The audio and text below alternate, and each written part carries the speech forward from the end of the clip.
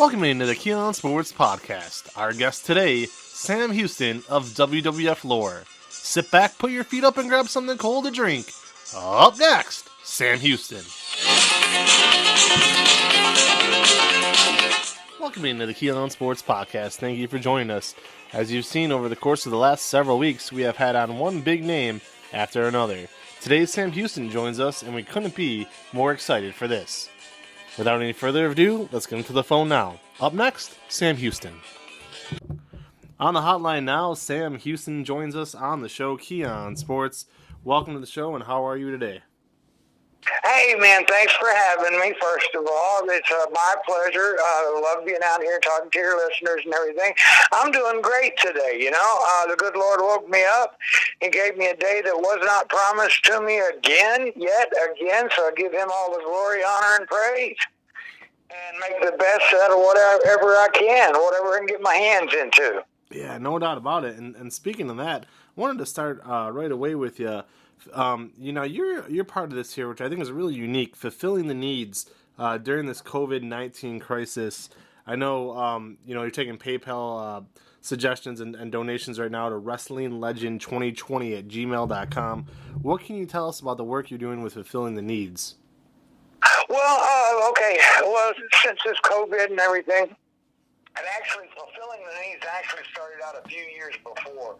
I was on my way to WrestleMania in Dallas, Texas, to sign autographs, and the Red River had breached the levee, and it flooded northeast Louisiana out, closed the interstates down and everything. Well, I was a scaffold builder at the time offshore, so I had harnesses and flotation vests with me.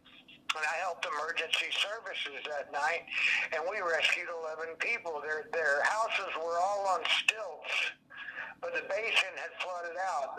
The one lady, my friend Teresa, who was actually the person all this got started for, Teresa was hanging on to her roof. Now, the water line was 4.5 feet on the inside of her house. She was hanging on to her roof, water for taking. Her house was on 11-foot stilts. So where all those houses were 16 feet underwater.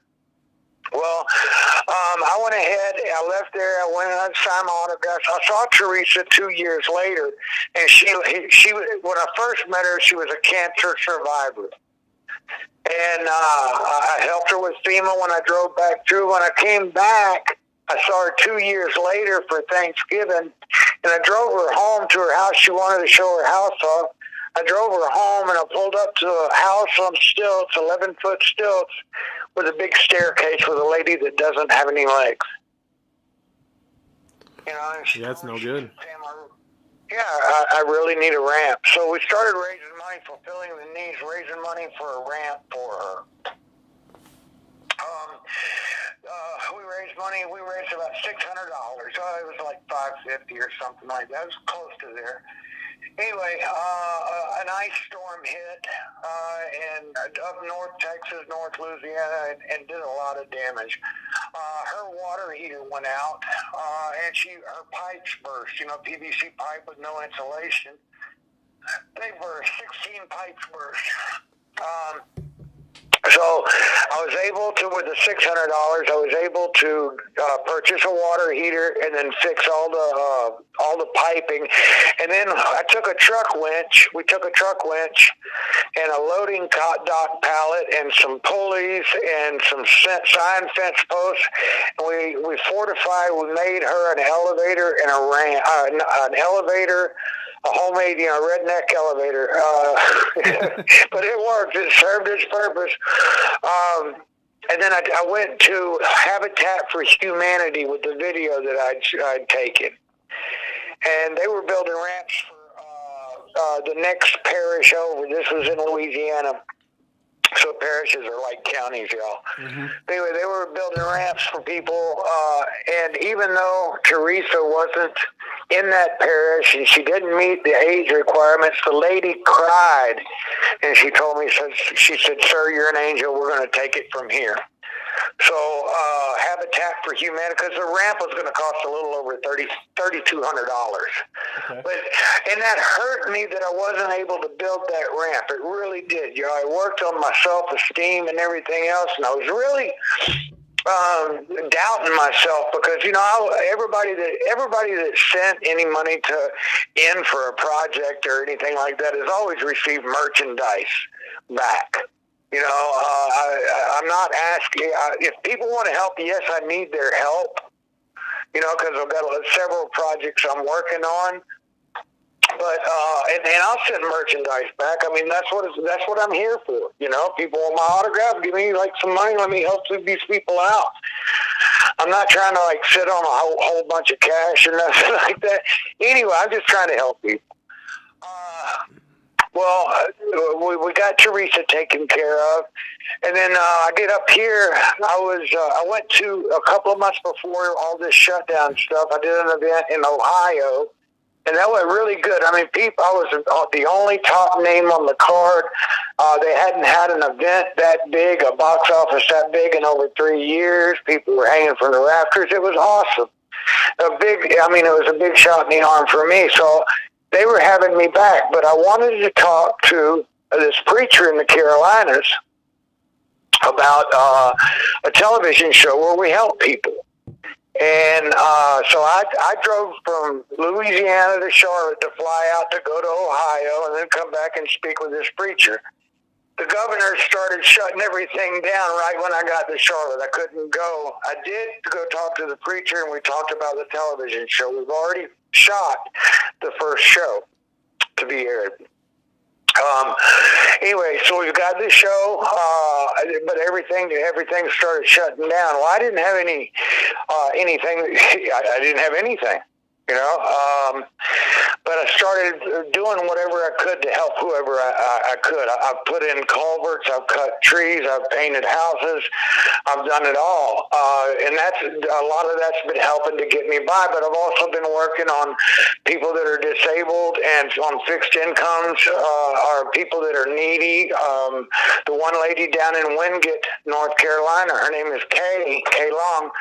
I put her a wooden wall, the floor.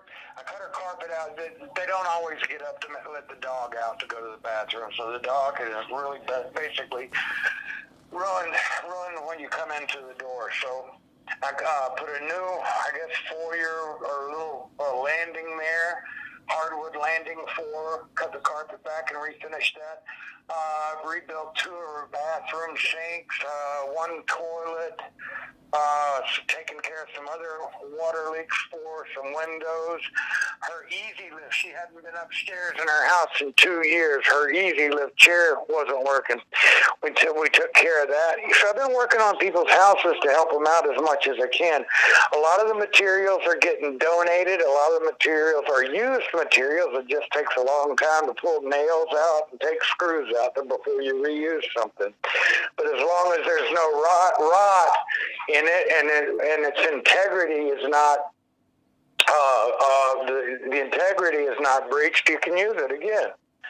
So that's what I've been working on. I've got a lady in Marshville, North Carolina, one in Monroe, North Carolina, and one in Wingate, North Carolina. So I've been working on those 3 homes for the last couple of months. It's just repairing them and getting them back together, cutting out one of them, the bathroom. I had to redo the bathroom because of the black mold had overtaken it. So, but these people, they couldn't do it themselves. They don't have the money to pay for anybody to help them. And I want to help people. I mean, that's what I'm all about. I mean, I've had a blessed life, Vince. I mean, I've been around the world 8 times. I've opened up for The Who. I've stepped in the ring with countless world champions. I've done it all. I opened up for The Who. I've wrestled just everywhere. I was almost eaten by cannibals twice. Just everything. I've had an incredible life, and if this is what I can do to give back and to get people to get behind what I'm trying to tell them, my main point and my main reason for living is to preach the word and tell you how I was helped by the Creator. man. He saved my life many times. I'm not worried about your checkbook. I'm not worried about your wallet. I ain't worried about none of that. What I'm worried about is your salvation. Are you right with God? Because if I don't see you before, I'd like to see you in heaven. But I can give you all kinds of trinkets along the way, but the best thing that I could ever lead you to or give you is eternal life. You were saved, I'd like to do that. and you were saved when you accepted. You said you were saved when you accepted Jesus Christ as your Lord and Savior. What led you to that revelation? Well, first of all, I mean, I've had a long, like I said, it's been a long, healthy journey or journey for me. When I was 17, I had my tonsils taken out. The doctor messed up, and I died on the table. I was dead for 2 minutes. I spent 2 weeks in a coma in intensive care, having out-of-body experiences all the time, everything. It was just, it was mind-blowing. I had a voice tell me to go back. It wasn't my time. When I was 12 years old, we go to the Parkview Baptist Church in Baton Rouge, Louisiana. And, when I was 12 years old, I walked down the aisle and I said, I confessed to my sins and I accepted the Lord in my heart and everything. But I did that for the free donuts, Wasn't really thinking what I was doing. And it wasn't until later in life, I was in a bad way. So I saw everybody come out of the church one night, and they were all happy and smiling. It was kind of raining, and this is the night I wrote the song. Well, that night, I was sitting there, it was starting to storm and everything, and when everybody come out of the church, I walked across the street to the church, and I talked to Brother Joe Patterson, and he led me to the Messiah that night. And it really helped me out a lot, but I was still lost in myself. I still wanted to do all the things I wanted to do, I wasn't giving it all up to him yet. And so I asked him in my life. I continued to drink. I continued to live my life and do what I wanted to. But that night I wrote the first 3 verses of my song that's on YouTube. It's called Salvation. Yep. Years went by, this, that, and the other. In 1999, I gave up all the drugs and tried to give it all up. Okay, the one thing I couldn't beat was alcohol. And for 9 years there, I was, even though I got away from all the drugs and stuff, I couldn't get away from the alcohol. I couldn't beat the alcohol. Of course, you're in Louisiana, so there's a daiquiri shack, a drive-through daiquiri shack on every corner. Sure. And anyway, 2009, I got pulled over. I had an argument with my girlfriend. Got pulled over. I had one drink, and they pulled me over for an improper lane change. Oh, gosh. I bonded out of jail. I went and I checked into a 2-year-long rehab center called Synacor, which that is like, oh, wow, that's way out there, rehab. Anyway, I was there 3 months to the day. And I went to court to pay a ticket for an improper lane change. They hit me with 4th offense DWI. I told the district attorney, I said, I've never had a 3rd offense DWI, and you're hitting me with a 4th. And the DA told me, if I have to redo the paperwork, he goes, I'm going to hit you with a habitual offender act, and you're going to spend the rest of your life in prison. Or you sign off on the 4th offense, which makes my 2nd felony. How can I have 2 felonies if I've never had the 1st felony? So it's all a mess up thing. But I signed off on it. I took the 10 years. I did 5 years in prison. Actually, more than that now if you put all the time together. But the whole time I worked on myself. I did everything I could to work on myself. Because I'm a wrestler, they put me they said I was a security threat, so they put me on Murderers Row when they first put me in there. That's the worst of the worst, man. There were 39 of the worst people in the parish in Baton Rouge, Louisiana. My cellmate shot a guy like 3 times, poured a gallon of gas on him, and lit him on fire. Jeez. When I first walked in there, this one fella comes up to me and goes, my name is Matthews. I killed 3 white women. What'd you do? I looked him dead in the eye and I told him I made an improper lane change. Yeah. Thank God for my size. I didn't get in any trouble or anything like that at first little while until one of the deputies started he had found some stuff on the internet, found out who I was, and he started circulating that around the jail. So I had gotten like 7 altercations in 1 week, but I never struck anybody, so I never got rode up. Now, I did grab them, and I did snatch them, and I thank Dean Malenko for his Texas Cloverleaf a lot of times, because that helped me out a lot. But I never, anybody that came up went down. Yeah. I mean, it's that simple. But I found something in myself while I was locked up, and that was that desire to go one step further with everything I do. I wanted to be better better coming out than what I was going in. I realized that there's a place that society has that they like to put the people they don't want in their society, and that's called prison. And there ain't no rules. There ain't nothing. If somebody wants something, they're gonna come take it. You get real, and you get real quick. Been through a lot, but oh gosh, so my aim and my goal is to help people, and fulfilling the needs helps me help people. Yeah, absolutely, and it's a great mission to have. So I wanted to ask you too, why did you follow? Because we're going to talk a little bit more about your wrestling career here in a second. Why did you decide to follow in your father's footsteps in the world of professional wrestling? Well, I was born into wrestling, okay? Mm-hmm. I was on the road. I was born while my dad was wrestling in Florida. My dad was a headliner, so every 3 or 4 months we were moving to a different part of the country. I lived in 21 different parts of the country, not the same city at 21 different houses, but out in different parts of the country, from Portland, Oregon, to down to Tampa, Florida, out to L.A., to Omaha, just everywhere. Every 3 or 4 months, we were going to the next territory. I lived in 21 places before I started first grade.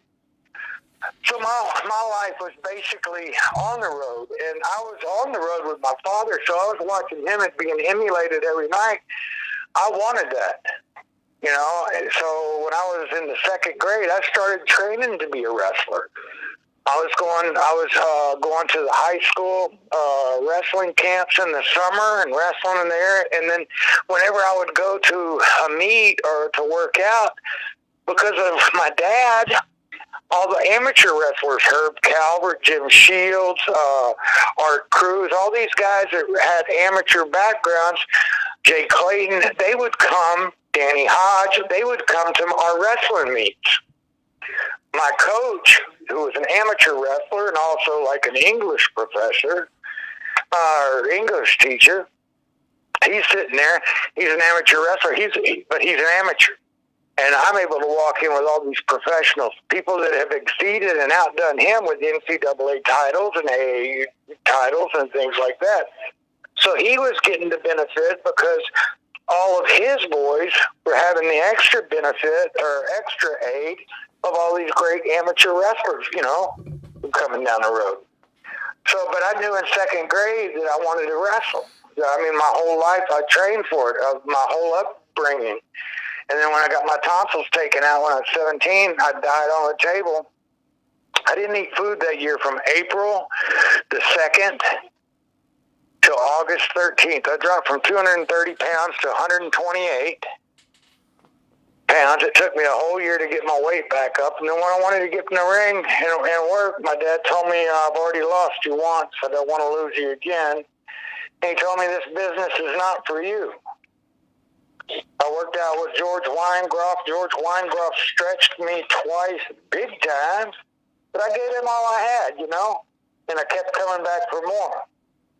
So finally I left home after working out with Weingroff, and I left home and went down to Florida, and Dusty gave me the name Sam Houston, and that's how it all started. Interesting enough, too, you arrived in the WWF right around 1987 there. They're a big boom period at that time. That's really when they started to boom, was in those mid-'80s.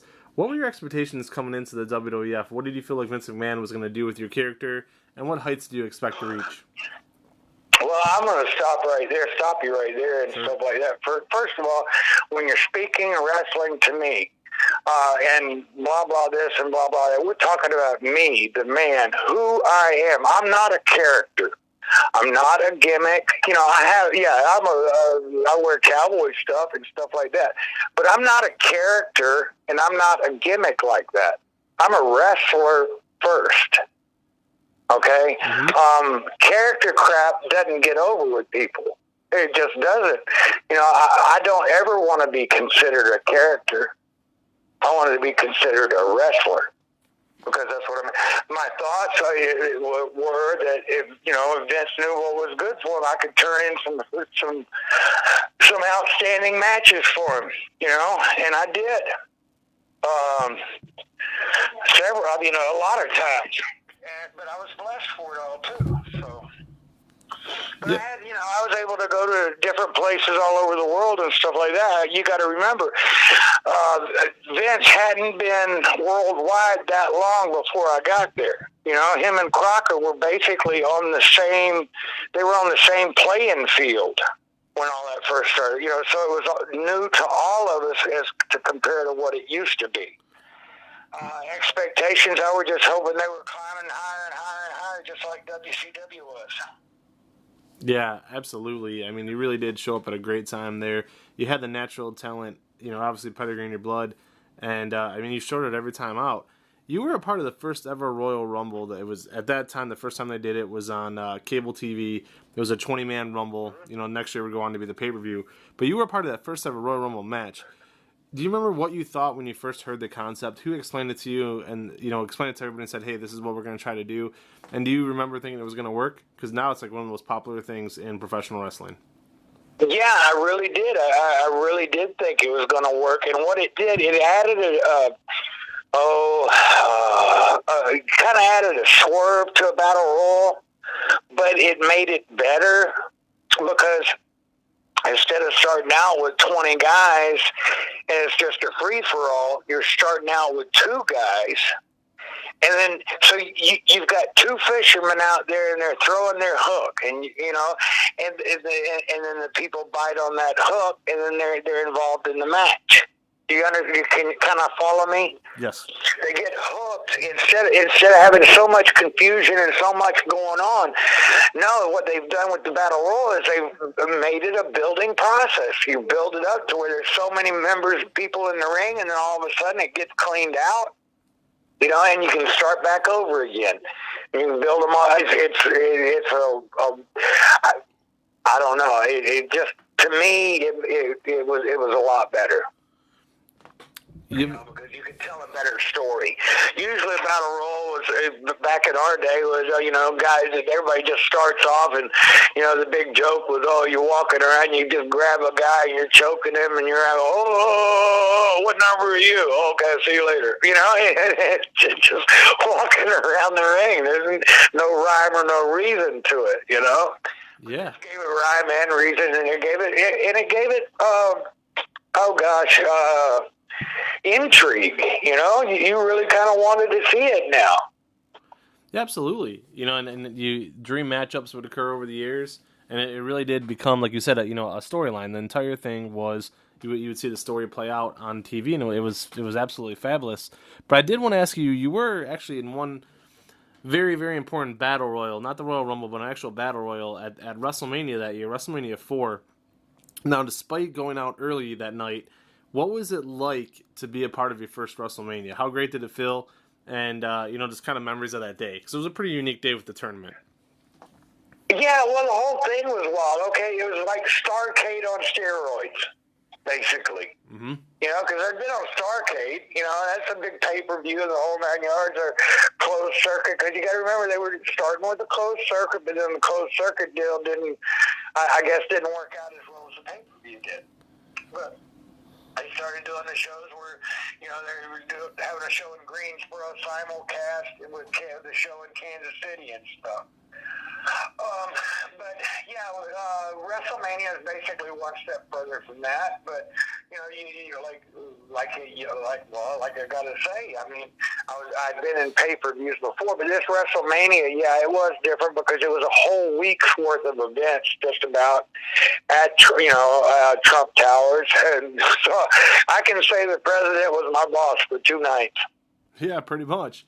Interesting thing too. Behind the scenes, there was the tournament. They were taking the belt off of Hulk Hogan and moving it to Randy Savage. Was that a big deal behind the scenes that, because Hogan had been the face of the company for so long?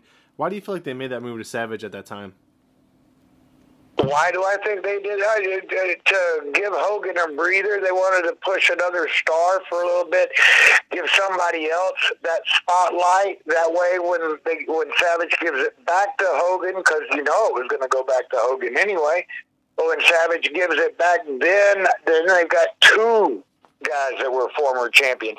And if you notice after that, everybody started winning a belt. And then now they got, like, you turn on Monday Night Raw, and 98% of the guys in there on the show are former world champions. But this guy's had it 16 times, while that guy's only had it 4. He only won the belt 4 times, but this guy won it 16 times, 17 times, Yeah. How many times is Triple H up to winning the belt now? 14. Surpassed Flair's? Yeah, he'll surpass Flair pretty soon before it's all over. Question for you, too. Back then, too, because you mentioned some guys there, like, a John Cena or a Triple H, a Hogan, and a Savage, all guys with massive, massive belts. You were also put together pretty well. You were in great shape. Do you kind of feel, though, that back then, Vince McMahon and maybe, pro wrestling in general was geared towards featuring the bigger guys? Were you ever, asked to use steroids or pushed that way, or, was it just kind of open? Yeah. I got on the roids for a while. Yeah, I was asked, but the office had my brother come to me and have the talk. But yeah, and then it's kind of like when I left in '91. Vince told me, he pulled me back in the back and he said, "Sam, you've done everything we've asked you to do here in the WWF. He said, we asked you to gain weight. He said, even though you didn't want to get on the steroids, you did. He said, we've asked you to do this. And he said, we've asked you to go out there and do this for this guy. And he said, you've always gone out there. He said, well, we're going to give you some time off and bring you back in 3 months. I was like, nah, I'm going back to WCW. I went back for WCW, and then I faced some personal tragedies. My drinking and everything caused it all. And I'm the first one to say it's all my fault. I was married to the baby doll, the perfect 10, because of my stupid stuff and everything else, that got away from me. And that's probably the biggest regret in my life, my family and my children. Not having them, the biggest regret is not being there for them. But I was blinded by my addiction. Nicola did the right thing, and she's done a wonderful job raising our children. And I want to give her all the credit, all the love, and all the glory in the world for that. She's raised 2 beautiful, wonderful people in my daughters, and I'm so proud of them. Yeah, and I wanted to ask you about that, too. Well, I mean, that's the great thing, too, Sam. You grow up, I guess we all kind of learn from our mistakes, but the best part of my life is having girls. Like I do have 2 daughters, such as yourself. Mine are 4 and 7 years old, and I couldn't be happier. So for you, I wanted to give you some time here and take as much time as you want. Both your daughters are very talented. I heard one of them's in the world of music, another one is in possibly pro wrestling. What can you tell us about the 2 of them, and what are they doing that makes you so proud? They're following their dreams. My oldest daughter, she's an inch shorter than me. I'm 6'3", almost 6'4". She's just an inch shorter than me. Her love is not wrestling. Her love is music, and she's really good. I'm not a punk rock fan or anything like that, but I got to tell you, I listen to my daughter's songs, and she's a great artist, a good performer, and she writes her own stuff, much like I do. And she's a wonderful performer. And she's got one song called "Sun Showers" that I just love. She's on that Spotify, on YouTube, and everything else under Micah Smith. And then my youngest daughter did follow in mom and dad's footsteps, and she did start wrestling. She is getting ring. She wrestles under the name Samantha Starr. She's done quite well on the independent circuit, very well on the independent circuit. Hard work, dedication, everything else. Oh, I've taken her up there. Vince has met her. Stephanie, they've all seen her. They all know what she can do. I think I might have messed something up there, Arnie, and it just got brought to light to me about the other day. I brought her up there, but they didn't have William Regal or Terry Taylor there to watch my daughter for her tryout. Stephanie McMahon came up to me, and she was livid. She said, all you guys, great workers, and you all had girls. You know, and I already know why. Yeah, I already know why Michaela is not up there. Samantha Starr is not up there because Michaela, being a third-generation wrestler like Randy Orton, that's one step further than being a second-generation wrestler, which is where Charlotte Flair and Natalya Neidhart and those girls seem to be. So they didn't want to overshadow their older talent with something newer, basically. You know, if I had a whole card of second-generation wrestlers, what stands out? Nothing. But if I only have one and I showcase that one, then it's a big deal. Does it make sense to you? Oh, that's great logic. That's perfect logic, you know. And I wanted to throw this... Yeah, I mean, and no doubt about it. You know, I've been a fan for 30-plus years. I've talked with a lot of the boys recently, and they filled me in with a lot. So, you know, everything you're saying is making perfect sense. I wanted to throw this out here, you know, for you. You know, here we are now. You mentioned WCW a couple of times. You had that first stint there in 91 a little bit, and I just want to throw this out there for our fans because I think this is vital. I think it says a lot about you, how they trusted you, and just really how talented you were. You know, your short time in WCW, the first time around in 91, you wrestled Steve Austin, Ric Flair, Diamond Dallas Page. That wasn't the first time. That wasn't the first time I was there. WCW was actually Mid-Atlantic Wrestling. Well, yeah. And when Jim Crockett took over the Superstation, that's when the television show dropped, because Jim Crockett already had a WCW television show going on in the Carolinas with Mid-Atlantic. So WCW was actually WCW before 1991. I was there from, like I said, 84 to 86. 86 or because I went in 86 or 87. I went to work for Watts and then up for Vets. But my whole career was, beforehand. The first time was from 84 up to 87. The second time I was there was 91. Right, and I misspoke there. Yeah, and I humbly apologize. I misspoke because I looked at it back then as NWA. Like I know everything was an affiliation of the NWA. So I know, you know, it was when Turner came in and kind of flipped the switch, calling it WCW. But yes, you are right with Crockett Promotions. It was, you know, for the most part, it was the same people.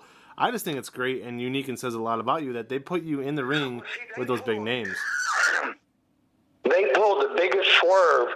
Crockett, Flair, and all of them pulled the biggest swerve on the NWA back then when all that was going on. When they got the new belt made, okay, once a year, the NWA guys got together, and they would divvy up the world champion's time. Okay?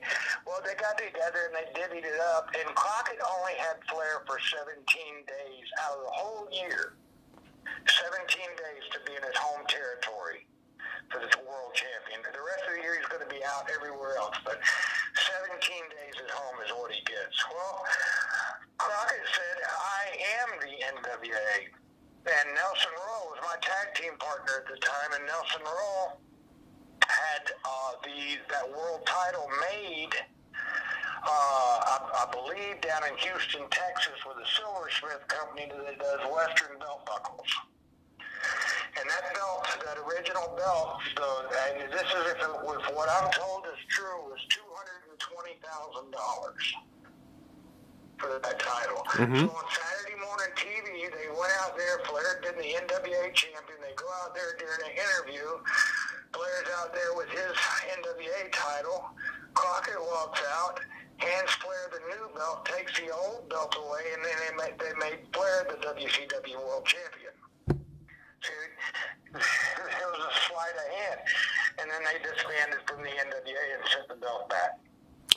Just incredible stuff. We wanted to thank you again for coming on the show. It's been our pleasure. Oh, yeah. You know, and anytime we could go ahead and promote whatever you're going to be doing with the Fulfilling the Needs, your daughter's careers, like you said, your song Salvation.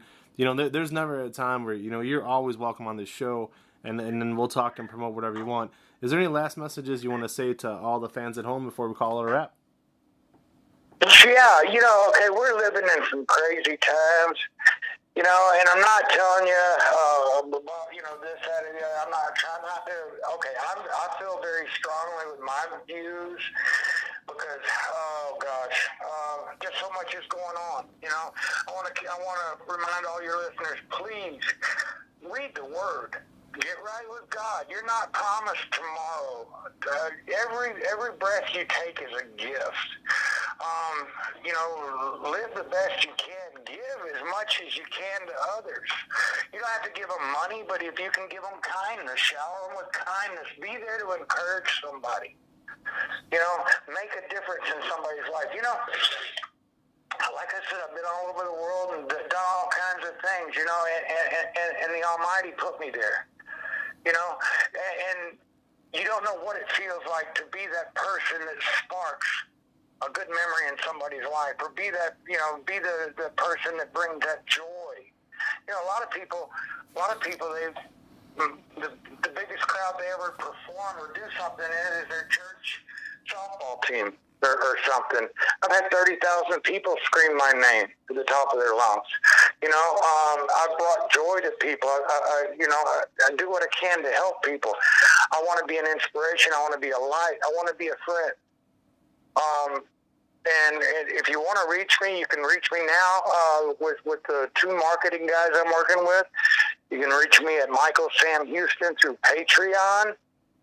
You can find me at Michael Sam Houston on Facebook. I'm a public figure, so everybody can go out. Everybody can see my page. You can follow me at Sam Houston Brand on YouTube. They're also working on another YouTube channel. We have Sam Houston Fan Nation for people that would like to get in contact with me through Facebook that aren't friends of mine.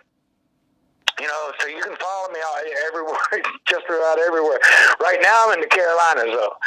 So I'm doing a whole lot of good for a lot of people and just trying to give them my best. You know, be a light. You know, Donna Fargo sang a song a long time ago, you can't be a beacon if your light don't shine. Well, I'm feeding my light, y'all. That's awesome. It's incredible to hear, you know, and that's a great message. We cannot thank you enough. Definitely want to give a shout out to Will Knight for facilitating and yourself. And guys, like I said, anytime you want to come back on the show, feel free. I want to tell all the fans at home, go ahead, email, you know, if you want to help out to the cause, you could email PayMail to wrestlinglegend2020@gmail.com. And Sam, from all of us at Keon Sports, we want to wish you the best of luck, and we'll talk to you real soon. All right, thank you very much, and you have a blessed day, man. You as well, sir. Thank you. So that was Michael Sam Houston. You guys remember him well from his days in the NWA. Don't dare call it WCW. But NWA, WWF, then the WCW, even though the same company, we get all that. All joking aside, that was a blast to have him on. One of my favorites as a kid. And to hear how the Lord has touched his life, has touched mine as well. You know, 2 beautiful daughters. Just amazing, amazing stuff. For Keon Sports, this has been Vince McKee. Everybody have a blessed day.